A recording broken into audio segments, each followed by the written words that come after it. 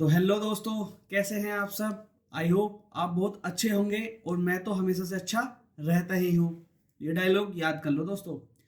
दोस्तों सबसे पहले तो आपका मैं बहुत बहुत थैंक यू करना चाहूँगा कि आपने मेरे को इतना सपोर्ट किया। और मेरी लास्ट वीडियो पे मोर देन 10,000 व्यूज अब तक आ चुके हैं। बट मेरी आपसे विनम्र निवेदन है कि आप मुझे और अच्छे से सपोर्ट करें और सब्सक्राइबर्स को ज़्यादा से ज़्यादा बढ़ाएं।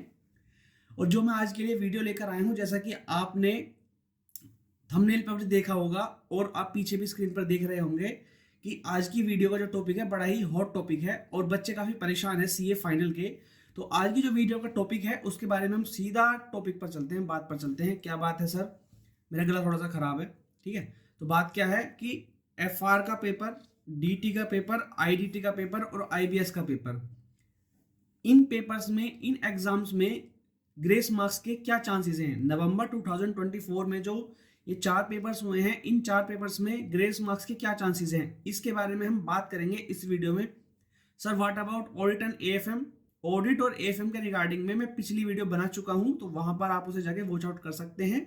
मैं उसका लिंक डिस्क्रिप्शन में डाल दूंगा, प्लस में ऊपर आई बटन में भी मैं उसको पिन कर दूंगा।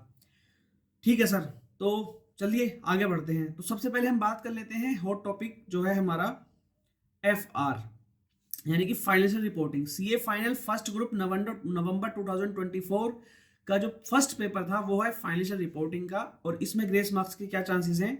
देखो, पेपर को गो थ्रू किया, मैंने भी एग्जाम दिया था और मुझे भी लगा। तो इसमें दो एमसीक्यू हैं जो डाउटफुल हैं। जो डाउटफुल हैं उन्हें पूरी तरह से रॉन्ग नहीं कहा जा सकता, बट वो डाउटफुल जरूर हैं।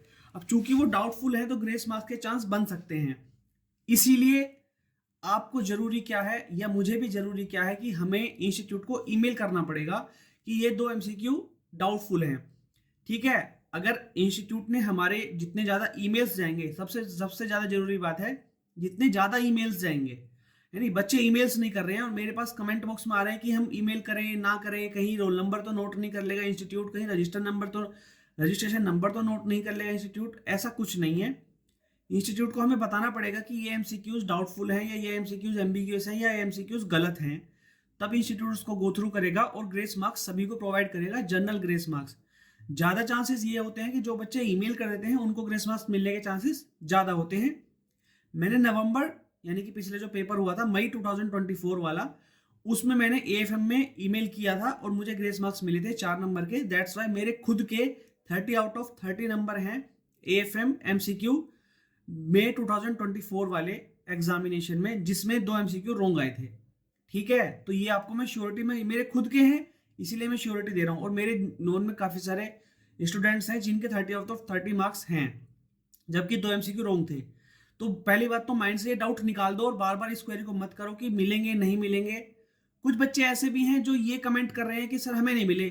बंधु, उनके 20 नंबर आए हैं तो 16 नंबर उन्हें मिल गए होंगे। उन्होंने जो सही किया 4 नंबर ग्रेस के मिले होंगे। हाउ डू दे नो कि उन्हें मिले कि नहीं मिले। ये बात वही कंफर्म कर सकता है जिसके 30 में से 30 नंबर आए हैं, क्योंकि 30 आउट ऑफ 30 नंबर आए हैं तभी उसको पता है कि 26 नंबर उसको सही वाले एमसीक्यूज के मिले हैं और 4 नंबर ग्रेस के मिले हैं, जो कि गलत क्वेश्चन के रिगार्ड में मिले हैं। समझ आ गई। अगर किसी के 20 नंबर है, 28 नंबर है, अगर किसी के 30 नंबर नहीं है तो वो कंफर्म नहीं कर पाएगा इस बात को। तो ये डाउट निकाल दो और कमेंट बॉक्स में या किसी को ये बताना, गलत बातें मत बताओ कि आपको ग्रेस नहीं मिला है। ग्रेस सबको मिला है, ठीक है ना। दूसरी बात यह है कि जो ईमेल करता है उसको चांसेस ज्यादा होते हैं। ठीक है, तो प्लीज आप ईमेल कर दो। अब आते हैं अपने एफआर की तरफ। ठीक है, प्लस में जो आपके एफएक्यूज है ना कमेंट बॉक्स में, वो मैंने बाद में लिए हैं वीडियो के। ठीक है ना, तो वीडियो में लास्ट तक बने रहें प्लीज।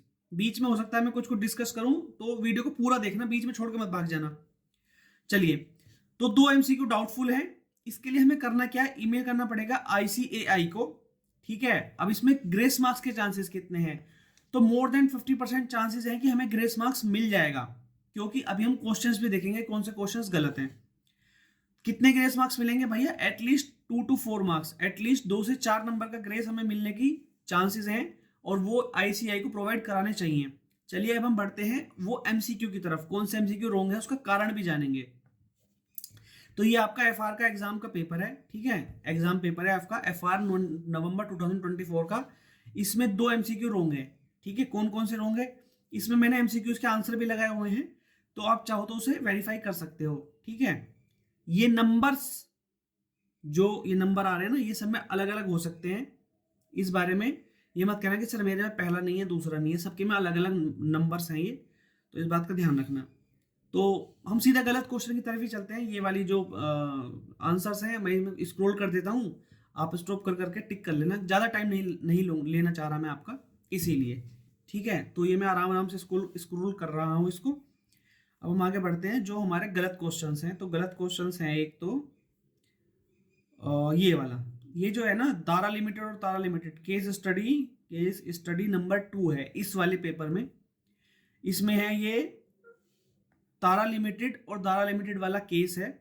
यहाँ पर जो एमटीपी में क्वेश्चन है, जो ये क्वेश्चन उठाया है इंस्टीट्यूट ने, वहां पर एक लाइन लिखी हुई है कि ये जो लीज है ना, ये लीज शॉर्ट टर्म लीज है, ठीक है, और 3 साल के लिए लीज है।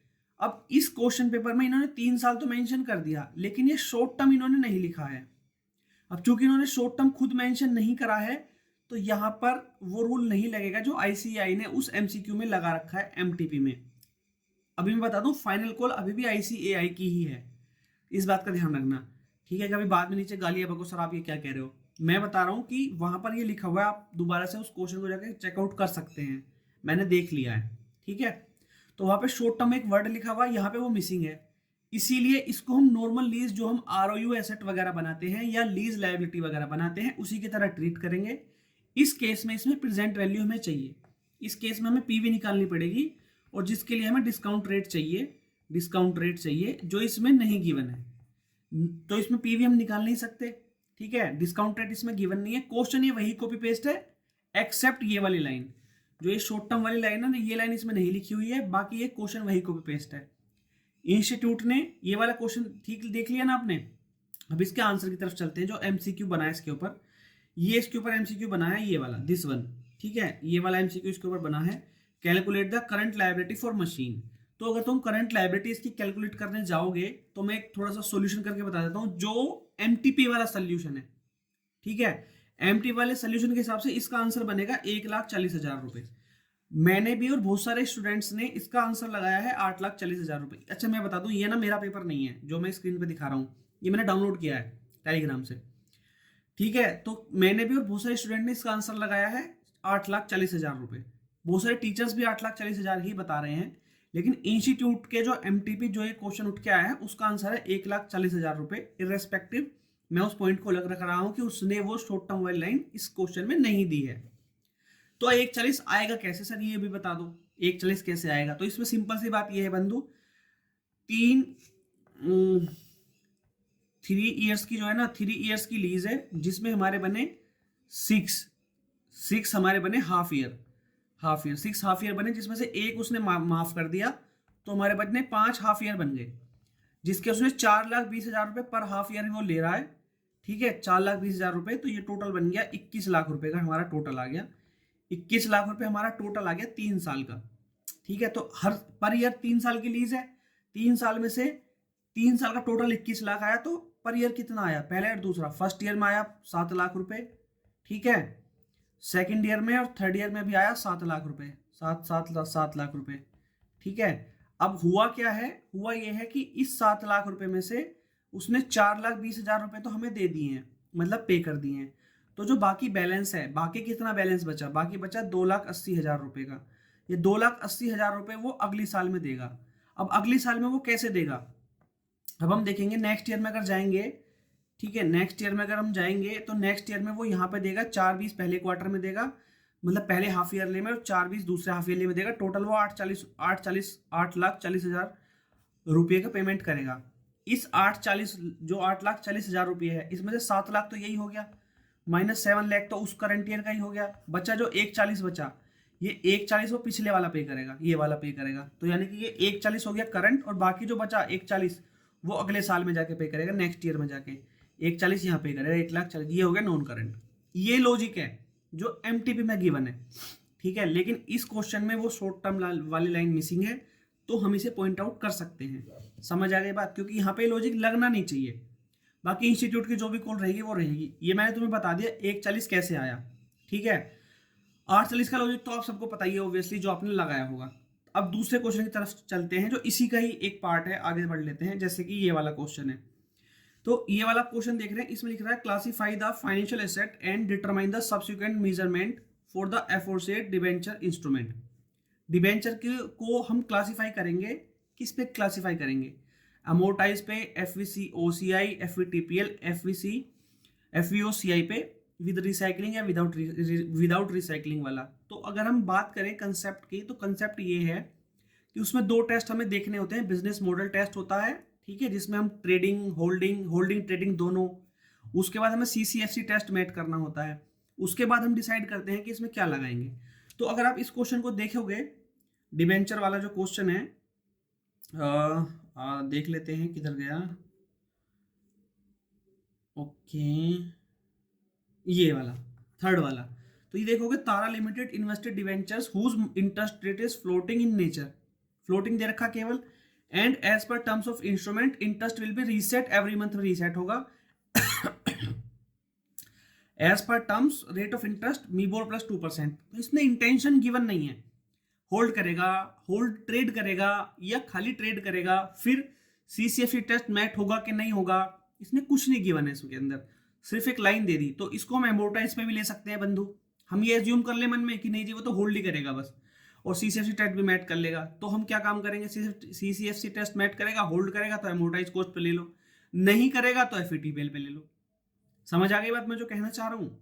अगर वो नहीं कर रहा है उसको मैट सीसीएफसी को, तो आप उस पे ले लो एफईटीपीएल पे। सपोज हमारा ट्रेड है होल्ड और ट्रेड का, हम ये कोई भी इसमें कुछ भी एग्जम्पशन आ सकती है, ठीक है, होल्ड और ट्रेड का भी एग्जम्पशन हो सकता है। तो उस केस में आप एफवीटी ओसीआई पे ले लोगे, ठीक है, जो विद रिसाइकलिंग वाली है। या अगर वो सीसीएफसी टेस्ट मैच नहीं करेगा तो आप ले लोगे एफवीटीपीएल पे।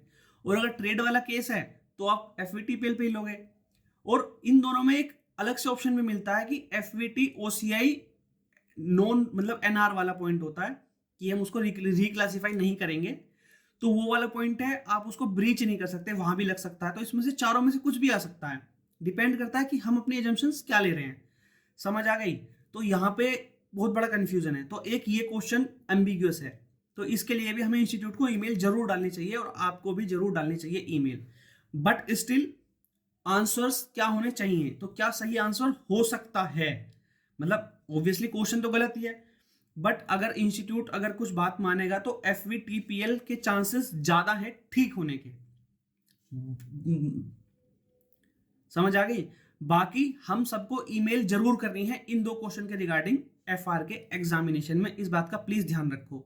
और जो आपकी क्वेरीज है कि ईमेल से नंबर मिलेंगे नहीं मिलेंगे, मुझे नंबर नहीं मिले, भाई कर लो, करने में क्या जा रहा है ईमेल आपका। मैं कह रहा हूं ना, मुझ पर यकीन कर सकते हो ना तुम, ठीक है, कि 30 में से 30 नंबर मेरे एफएम में आए हैं, ठीक है। तो इस बात का ध्यान रखो, ग्रेस मार्क्स अवार्ड होते हैं, इस बात का ध्यान रखना प्लीज। ईमेल कर देना।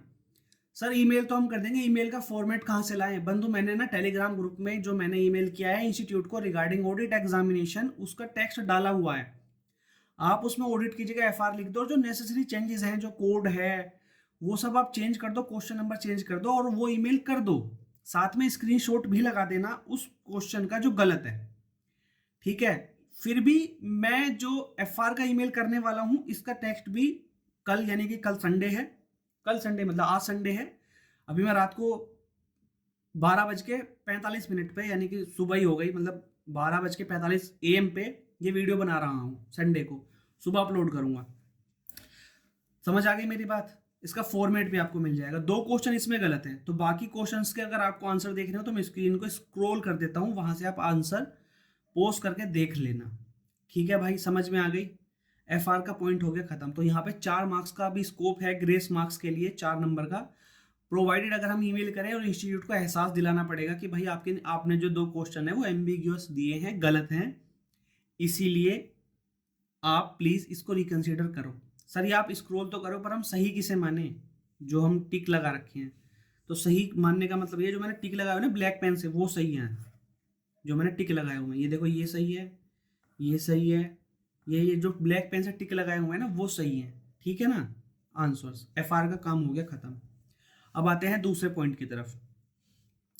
एफआर का जो पेपर था वो तो सबको ही पता ही है। एफआर का पेपर मैंने पोल भी डाला था अपने टेलीग्राम चैनल में, वहां पर भी जो निष्कर्ष निकल के आया वो यही निकल गया कि एफआर का पेपर अबव एवरेज और ट्रिकी था, अबव एवरेज और ट्रिकी था। तो वैसे भी चांसेस हैं इसमें ग्रेस मिलने के, प्रोवाइडेड आप लोग इंस्टीट्यूट का एहसास तो कराओ कम से कम। अब आते हैं डीटी की तरफ। डीटी में प्राइमा फेसिया मैंने चेक कर लिया, मुझे कोई एरर नहीं मिली। मैंने पूरा पेपर सोल्व नहीं कराया डीटी का, ठीक है ना। मैंने प्राइमा फेसिया ऊपर ऊपर से थोड़ा गो थ्रू कराया, तो मुझे नहीं लगा कि उसमें कुछ गलत है, ठीक है। लेकिन चांसेस ऑफ ग्रेस मार्क्स क्या है उसमें, ऑलमोस्ट नील है। पेपर अबव एवरेज था उसका भी, डीटी का पेपर भी अबव एवरेज था, बट ऑलमोस्ट नील है, क्योंकि कोई गलती है नहीं उसमें। प्राइमा फेसिया देखने से कोई गलती नहीं लग रही मुझे डीटी में। अगर कोई गलती है तो प्लीज आप मुझे कमेंट बॉक्स में बताएं कि एक वाला क्वेश्चन गलत है, मैं उसको खुद सोल्व करके एक बार वेरीफाई कर लूंगा कि वो गलत है या नहीं, ठीक है। आ जाते हैं आईडीटी के पेपर की तरफ। लास्ट मई 24 में जो आईडीटी का पेपर था काफी डिफिकल्ट आया था, बट इस बार मैनेजेबल था वो भी अबव एवरेज ही। इस बार सारे के सारे पेपर ही अबव एवरेज या हार्ड या मोस्ट डिफिकल्ट पेपर बनाए इंस्टीट्यूट ने, तो रिजल्ट तो इस बार बहुत कम रहने वाला है, ये तो ध्यान रखो। चूंकि रिजल्ट कम रहने वाला है इसलिए जनरल ग्रेस मार्क्स मिलने के चांसेस ज्यादा हैं। ऑडिट की और एफएम की वीडियो में पहले बना चुका हूँ। प्राइमा फेसिया मेरे को आईडीटी के पेपर में भी कोई एरर नहीं लगी है, चांसेस वहां पे भी ग्रेस मार्क्स के बहुत कम हैं, और पेपर तो उसका भी अबव एवरेज ही था। अबव एवरेज कह लो या डिफिकल्ट कह लो, जो भी कह लो, पर अबव एवरेज ही लगा मेरे को आईडीटी का पेपर भी। ग्रेस मार्क्स के चांसेस वहां भी कम है, क्योंकि पेपर सारे डिफिकल्ट आए हैं 1 से लेकर 6 तक, तो इस बार रिजल्ट भी कम रहने वाला है। चलो आईबीएस के पेपर की बात कर लेते हैं। हिस्ट्री में इससे ज्यादा डिफिकल्ट इंस्टीट्यूट ने अभी तक कोई पेपर नहीं बनाया है, तो ये प्राइमा फेसिया इसमें एरर तो कुछ नहीं मिली, बट ये most difficult difficult difficult into 100 कह सकते हो उसको, इतना पेपर था। और जिन्होंने केवल एक ग्रुप पढ़ा था, जो केवल सेकंड ग्रुप पढ़ के गए थे, और मैंने आपको पिछली वीडियो में, यानी कि ये जो पिछली वीडियो बनाई थी उससे पहले वाली वीडियो में बोला था कि इस बार इंस्टीट्यूट आईबीएस में खेलेगा, और डेली एक क्वेश्चन यानी कि एक केस स्टडी की प्रैक्टिस कर लो प्लीज। 1 घंटे, याद है ना, मैंने 1 घंटे के लिए बोला था कि 1 घंटे में 4 केस स्टडी की प्रैक्टिस कर लो, जो पहले खत्म हो जाए वो छोड़ देना। लेकिन आपने मुझे नहीं पता करी कि नहीं करे, और इंस्टीट्यूट वहीं पर ही खेला है। मोस्ट डिफिकल्ट पेपर इंस्टीट्यूट ने आईबीएस का बनाया है, और बच्चों को समझ ही नहीं आया करना क्या है। बहुत सारे बच्चे 2 केस स्टडी ही अटेम्प्ट कर पाए हैं, और बहुत सारे बच्चे 3 केस स्टडी अटेम्प्ट कर पाए हैं, बट उन्हें ये नहीं पता उन्होंने करा क्या है। तो ये मोस्ट डिफिकल्ट पेपर है। चांसेस ऑफ ग्रेस मार्क्स क्या है, बहुत ज्यादा हाई है, ऑलमोस्ट सर्टेन इसमें ग्रेस मार्क्स मिलेगा ही मिलेगा।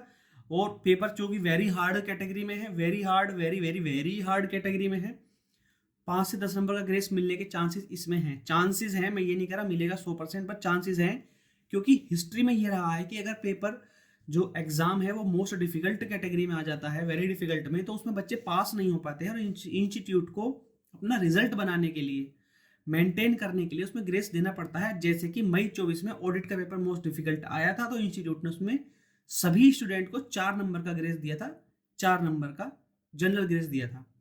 समझ आ गई? सर अब क्या करें? कुछ नहीं करना है। अब मैं आपको लेके चलता हूँ फ्रीक्वेंटली आस्क्ड क्वेश्चंस। पिछली जो वीडियो थी उस पर काफी सारे लोगों ने काफी सारे कमेंट किए, काफी सारे क्वेश्चंस पूछे, तो मैंने उन सब की समरी बनाई, और 4-5 क्वेश्चंस मैंने जो मोस्ट आस्क्ड क्वेश्चन थे वो उठा के इस वीडियो में डिस्कस कर रहा हूँ। उससे पहले वीडियो को चैनल को सब्सक्राइब कर लो, और वीडियो को शेयर कर दो बाकी सभी दोस्तों में। और सबसे बड़ी बात है, लाइक रेशो बहुत कम है बंधु, लाइक आप कर नहीं रहे हो। पिछली वीडियो पे 10,000 व्यू हो चुके हैं, लेकिन लाइक केवल 200 ही हैं। तो इतनी बुरी अगर वीडियो बना रहा हूँ तो फिर तो यार गलत बात है। देखो, अगर आपको अच्छा लग रहा है कंटेंट, आप देख रहे हो, वॉच कर रहे हो, तो प्लीज लाइक तो कर ही सकते हो, कमेंट भी कर सकते हो, अच्छी बुरी कोई इंप्रूवमेंट की जरूरत है, आपको लगता है कि भाई मेरे को कोई इंप्रूवमेंट करनी चाहिए, तो प्लीज वो भी जरूर बताएं। कोई शिकायत है तो आप शिकायत भी कर सकते हैं, और मेरा टेलीग्राम चैनल भी ज्वाइन कर लो प्लीज, उसका लिंक भी डिस्क्रिप्शन बॉक्स में आपको मिल जाएगा। फ्रीक्वेंटली आस्क्ड क्वेश्चन की तरफ चलते हैं। जो पहला क्वेश्चन है जो बहुत ज्यादा पूछा गया है वो ये है कि does ICI give grace marks if we email the discrepancies found in paper.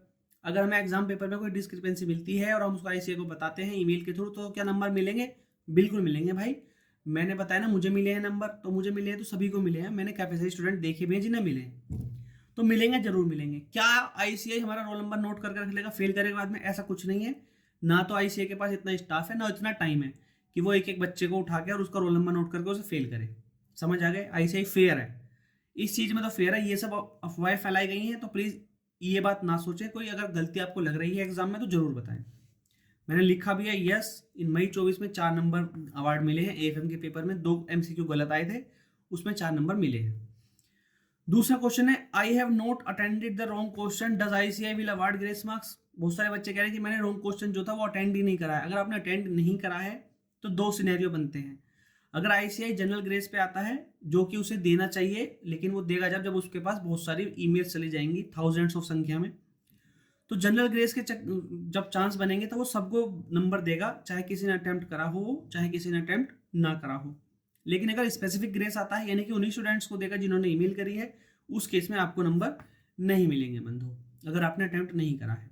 समझ आ गया। मैंने प्रीवियस अगर एक्सपीरियंस से अपने बताऊं तो जो एमसीक्यू वाला जो कंपलसरी वाला पार्ट है वहां पे सबको नंबर मिलते हैं, जनरल ग्रेस मिलता है, और जो डेस्क्रिप्टिव वाला पार्ट है वहां पर लेस चांस होते हैं जनरल ग्रेस मिलने के, अनटिल अनलेस आईसीएस के पास न्यूमरस रिक्वेस्ट ले जाएं।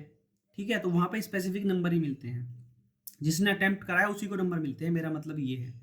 बट चूंकि ये एम्बिगुअस था, 10-12 नंबर का गलत था, तो बच्चे देखते ही डर गए। तो माइट भी हो सकता है कि इंस्टीट्यूट यहाँ पे जनरल ग्रेस सबको दे दे, लेकिन उसके लिए आप सबको ईमेल करनी पड़ेगी और ज़्यादा से ज़्यादा ईमेल बच्चों से करानी पड़ेगी। ये आपका क्वेश्चन सोल्व हो गया। कुछ बच्चे पूछ रहे, मैंने देखो लिखा है यहाँ पे, in case of general grace, grace marks will be provided to every student. अगर स्पेसिफिक की बात करें तो ग्रेस मार्क्स उन्हीं को मिलेंगे जिन्होंने क्वेश्चन अटेम्प्ट करा है। अब आते हैं, I have mention only question number but not attempted. कुछ बच्चे कह रहे हैं कि जी मैंने 2B तो लिख दिया, 2A तो लिख दिया, 5A तो लिख दिया, 5B तो लिख दिया, पर वो अटेम्प्ट नहीं करा। उस केस में क्या माने, उस केस में वो क्वेश्चन अटेम्प्ट माना जाता है। ठीक है ना, यानी कि आपने कोशिश करी, आपको समझ नहीं आया, तो वो अटेम्प्ट माना जाएगा आपका, और अटेम्प्ट माने जाने के केस में आपको जो है फिर वो यहाँ पे मिल जाएगा। मतलब आईसीआई अगर अवार्ड करेगा नंबर, चाहे वो स्पेसिफिक ग्रेस अवार्ड करे चाहे जनरल ग्रेस अवार्ड करे, आपको मार्क्स मिल जाएंगे। ये देखो, great chances but depend upon ICI judgment. तो यहाँ पे वही है कि चूंकि आपने क्वेश्चन नंबर लिखा है तो बहुत ज़्यादा चांसेस है कि आपको ग्रेस मिलेगा, चाहे वो जनरल ग्रेस हो चाहे वो स्पेसिफिक ग्रेस हो। ठीक है, लेकिन फिर भी आईसीआई का तो आईसीआई है, वो दिमाग खराब हो जाता है, तो उस बारे में कुछ कह नहीं सकते। बट प्रीवियस एक्सपीरियंस यही रहा है, प्रीवियस रिकॉर्ड्स यही रहे हैं कि इस केस में नंबर मिल जाते हैं।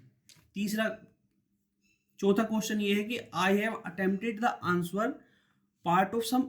उस क्वेश्चन, जो क्वेश्चन सपोज 5th नंबर का क्वेश्चन था, उसमें 5A और 5B है, तो उसमें 5A बच्चे कह रहे हैं मैंने 5A अटेम्प्ट करा, 5B अटेम्प्ट नहीं करा, और 5B रॉन्ग वाला क्वेश्चन है, तो क्या ग्रेस मिलेगा? बहुत लेस चांसेस होते हैं, यानी कि आप कैटेगरी 2 में फंस गए। ये जो सेकंड वाला क्वेरी थी ना, आप यहाँ पे आ गए हो, तो जो यहाँ का आंसर है वही वहाँ पे आंसर है कि जनरल ग्रेस में आपको नंबर मिलेगा, स्पेसिफिक ग्रेस में बहुत कम चांसेस होते हैं ग्रेस मिलने के। तो ये आपकी क्वेरी सारी सोल्व हो गई इस तरीके की। What is the format of email, अगला क्वेश्चन है। तो जो फॉर्मेट है ईमेल का वो मैंने AC और CA टेलीग्राम चैनल में ऑलरेडी डाला हुआ है, मैं दोबारा भी उसको डाल दूंगा जो मैं FR के पेपर में डालने वाला हूँ। फिर भी अगर आपको कुछ भी लगता है अपार्ट फ्रॉम दिस जो मैंने बनाया है, किसी भी क्वेश्चन में आपको एम्बिग्यूटी लगती है, तो प्लीज़ ICAI को बताओ और मुझे भी बताओ, ताकि मैं उसके ऊपर वीडियो बना सकूँ और बाकी बच्चों को भी बता सकूँ, ज़्यादा से ज़्यादा ईमेल करा सकें। इस बार ICAI के काफ़ी पेपर में एम्बिग्यूटीज रही हैं, तो इस बार ग्रेस मार्क्स मिलने के चांसेस बहुत ज़्यादा हैं। समझ में आ गई मेरी बात? चलो, तो दोस्तों आज की वीडियो में बस इतना ही। अगर आपको मेरा कंटेंट पसंद आ रहा है तो प्लीज़ वीडियो को लाइक जरूर कर दें, सब्सक्राइब कर लें मेरे चैनल को, और वीडियो को शेयर कर दें बाकी स्टूडेंट्स के साथ भी, ताकि वो लोग भी ईमेल भेज सकें। ठीक है, और मैं अभी एक मुहिम स्टार्ट करने जा रहा हूँ। मुहिम ये है, बाद में बताऊँगा, चलो अगली वीडियो में। ठीक है, थैंक यू, बाय, ध्यान रखो अपना।